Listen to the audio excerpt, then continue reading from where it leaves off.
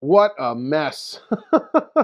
You know, I am absolutely in awe of the generosity shown to me by my Secret Santa and the channel members who all chipped in and got me just these amazing, amazing gifts for the holidays this year. And yeah, I still have a lot of work to do to clean everything up and organize all of these amazing gifts, but I've been busy, you know. I've been working on cranking out a new piece of content every day for 12 straight days as part of the annual 12 Days of Arcademas tradition. And I've been busy, I've been behind. But you know, my buddy and Overtime Arcade channel member Sean Crookshank really did me a huge favor, a huge solid. He put together, completely unsolicited by the way, he put together entirely on his own accord a clip show of his favorite fan moments from Overtime Arcade. So yeah, for day 9 of the 12 Days of Arcademas, that's what we're going to watch. We're going to watch this clip show that Sean put together. It's really, really fun. So, yeah, why don't we roll that beautiful bean footage? Let's go! Overtime!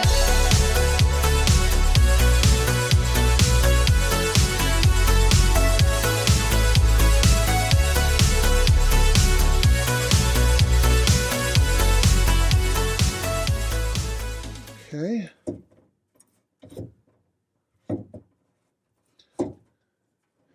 It goes like this. Whoa! I forget we're on a dolly. And then this one goes with that facing down. And the wires are kind of bent that way.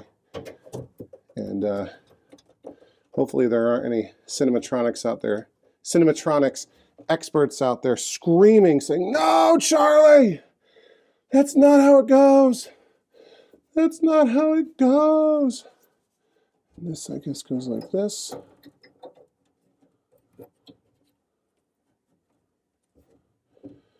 All right. Oh. So hopefully I've got this thing plugged in the right way.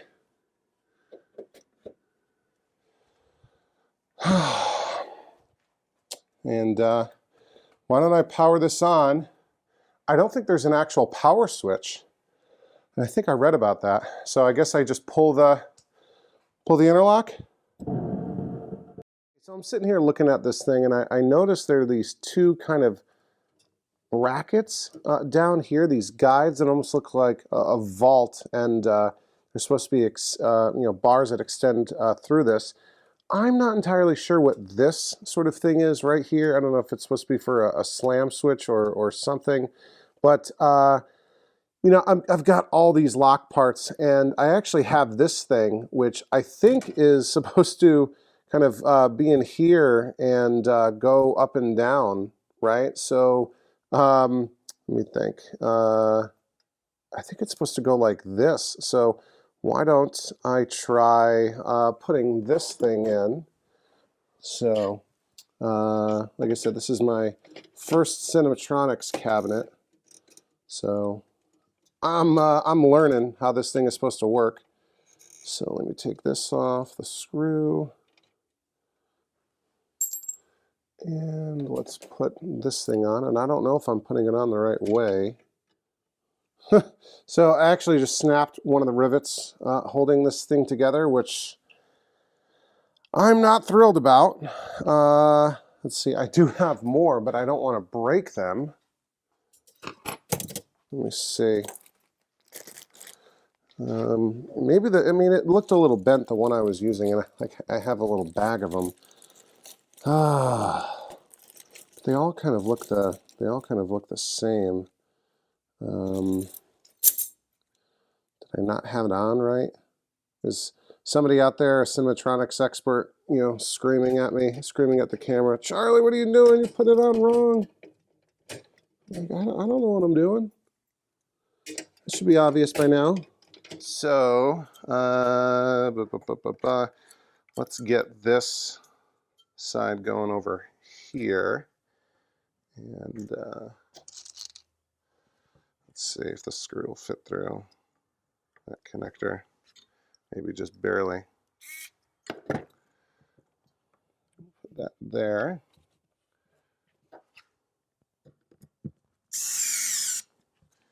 And I think this This socket for the, what do you call it, starter is a little bit longer. The mounting points are a little bit farther apart than they were originally, so we need to put a new hole here. I'm not going to pre-drill it. I just used my awl to get a little hole going there. All right, we'll mount this.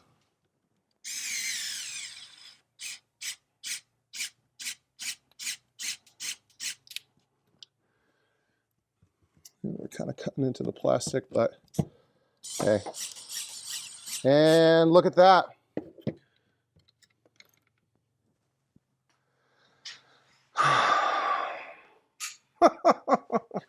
I broke the socket.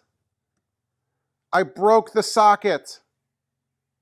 This was the piece that I waited the longest for. Oh my goodness. And that's not fixable. That is busted. Oh my goodness. What am I going to do now? Let me think about this. Okay, and here's Photo Boy's Frogger PCB, again with the note on it. And yeah, this jam adapter is really tight to get the thing on. I kept worrying that I was going to break something. You know, this I didn't point it out before. This edge connector on the Frogger board has had some work done. It looks like it had some copper tape to repair a trace. So I'm not super confident. Again, this is an untested board, so we'll see what we get. 3, 2, 1. We'll see if we get any Frogger on the screen here. Whoa! Okay. We got some magic smoke. So yeah, this board's not so good. Ooh, that smells kind of bad. What even was that? Let me look at. It's right by the audio. Let's see. Is that a tantalum cap? 6.8 microfarad, 16 volt. Is that a tantalum cap? All right. Well, I've heard. Ooh, that smells so bad. I've heard that could happen before. Ooh, and it got wow, look at that. You see that on the camera? Let's come in. Let me take you off the tripod and show you this. Burnt up the side of the adapter here, but again, that pin is not populated, so I think it just melted a little bit of the plastic. Let me, that was kind of interesting. Let me go and plug the first Frogger PCB, the one I got from Cazellas, and hopefully it's still working. Hopefully I didn't fry this jam adapter. So let me go try that real quick. Okay, next is the untested PCB that I got from Jonavision Enclave. Again, different form factor. The previous one was sort of just a really long, wide board with the edge connector in the middle. This actually has 3 boards, 2 small ones on this side and a large one on the other. But we're plugged in and ready to go, so let's see what happens. 3, 2, 1. We've got LEDs lit on the PCB. Video is flashing, sound is flashing. They're not flashing in sync. And we've got something on the screen. Did we test this board before? I feel like we tested this board before. And maybe there's something where, yeah, we couldn't get past this screen. Yeah. But I thought I didn't do enough research. You can hear it's nice and loud. Yeah, there's something with this. I don't know if that's an error or whatever. So anyway, let's move on to testing the PCBs that Troy sent. The little remote heatsink with 3 more 2N3055 bottle cap transistors over here. That's plugged in. Oh, man. I'm a little bit nervous here. I still have the instruction bezel lights plugged in. So yeah, we should see around 120 volts AC on the multimeter. And again, hopefully 4 red LED lights turn on here. Let's do the main power switch. Let's do our first interlock. And then here we go on the count of 3. 1, 2, 3. I think we're good. No, we're not. I mean, something's working. Let's see, these two right here are for -5 and -12. The +5 LED light was on, but now it's out, and the +12 is dim. Yeah, you can't even see it on camera. The far LED is lit. We still have the lights from the bezel instruction, backlit thing. We've got about 125, which I think is probably okay. But I wonder if maybe that LED is bad. Let me actually go back. I'm going to look at the video footage and see if I see anything blowing. So let me go do that real quick. I don't know what's going to happen. We want to see 4 bright lights. Maybe we need to make some adjustments, but here we go. I am plugging in. Whoa. Oh, I forgot to do that. Oh, forgot to reattach the main power. So yeah, other than those 2 parts that I found bad, the other sort of issue that I had, relatively minor one, is there were some plastic kind of spacers in these, I don't know, TO220 transistors right here. Each one was supposed to have 2 sort of plastic insert spacers to kind of align the holes, and 4 of them broke. So, but I don't think it's meant to short a grounding because there's no like connection anywhere. Anyway, I think that's fine. I don't think that's what's causing our problem. So, anyway, here we go. The main power cord has been reconnected to the transformer assembly. I am plugging in the power cord to the main outlet. Here we go. Let's throw the power switch is on. First interlock is open. And here we go. 3, 2, 1. Holy smokes! Nope. The same thing happened.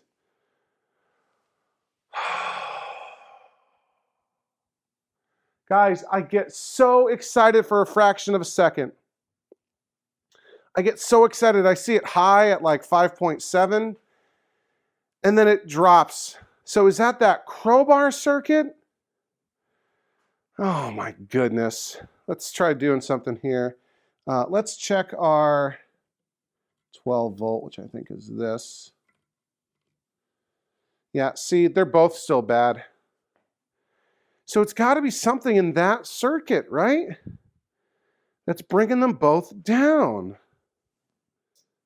Yeah, so something, is it the caps? But you see it, right? When I turn it on, it flashes 5.7. Oh, man. And I feel like I've replaced so much, and I've spent 4 evenings working on this thing. There's almost nothing left. So, yeah, here we go. Turn it back on again. Yeah, it's not right. So, I don't know. I don't think that's it for tonight. I don't know if I'm giving up on this power supply. I mean, I'm giving up for tonight because I got to edit this thing, and I actually have to pick up a cabinet tomorrow. Shh. What else could it be? If you've seen, there's no videos on YouTube of anyone rebuilding one of these things. And I thought, maybe, fingers crossed, I'd be able to be the first one. But sure enough, nope. Nope. Nothing doing here. Nothing doing here, even cranked out to the max. Yeah, 2.1. It's not enough. Is it because I don't have a load? Is that it? I don't think so. Something's just not right. Something's just not right. So if anybody out there has any suggestions, other than see if I can find that opto coupler. It's a H11AA2 and the 3 filter caps, and then what else? No shorts, no nothing. Good kind of continuity. Is there some? What is that? Oh, that's a glass cap. There's some resistor wandered out of spec? I don't know. Right now, I can't end it like this. Okay, you know what we're gonna do? All right, we can't end on a low note. Let's go down into the basement, into the arcade. We'll take a look at the control panel overlay that I applied. We'll take off all the clamps, see what that looks like, and we'll wrap up the video down there. Oh, gee whiz. Okay, what was I even saying? So, yeah, something's going on. I'm not sure. I'm gonna let this bleed completely off, and then we'll plug that IC in, and then see what happens at that point. I don't see any. So, here we go. We're still hooked up to 12. It should stay at 12 unless there's something weird going on. That these lines are tied together and pulling down the 12. 3, 2, 1. So that. Oh. Look at that. The 5 volt dropped. The 5 volt light was on for a second and it died. Look at that. Okay. Maybe it's another dud chip. I'm going to let this all bleed off and we'll put another new chip in to U3, and maybe we're just getting some bad chips. These are TI chips. Texas Instrument chips. I don't know what's going on. We're mostly put back together. I still have the back door off. I still have the front door down because the power switch is right there inside the front panel, and I don't know if it's on or not. I think this joystick,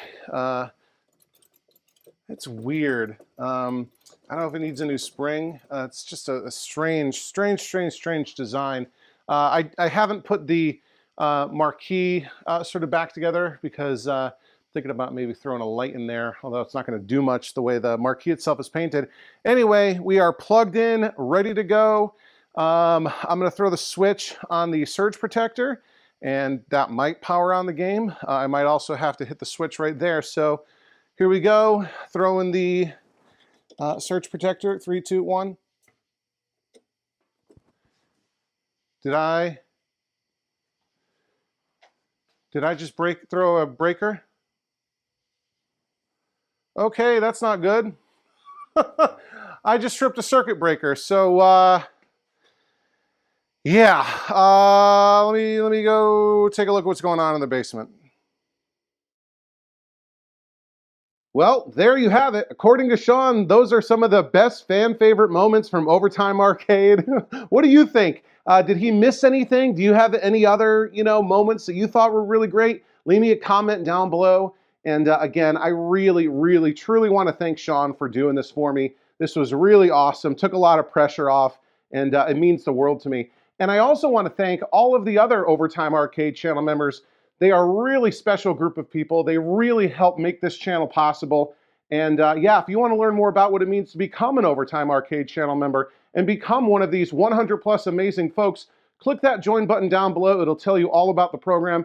Basically, you donate $1.99 a month, and in exchange, you get access to some really awesome perks. You get a monthly members-only live stream. You get early access to all new videos, and you get access to our private members-only Discord, which is an amazing community. It's really a lot of fun. And yeah, I really enjoy hanging out with all these folks and sharing our passion and love for this hobby. So yeah, with that, again, I want to thank Sean. As always, you've been watching Overtime Arcade. I'm Charlie, and I'll see you next time. Overtime!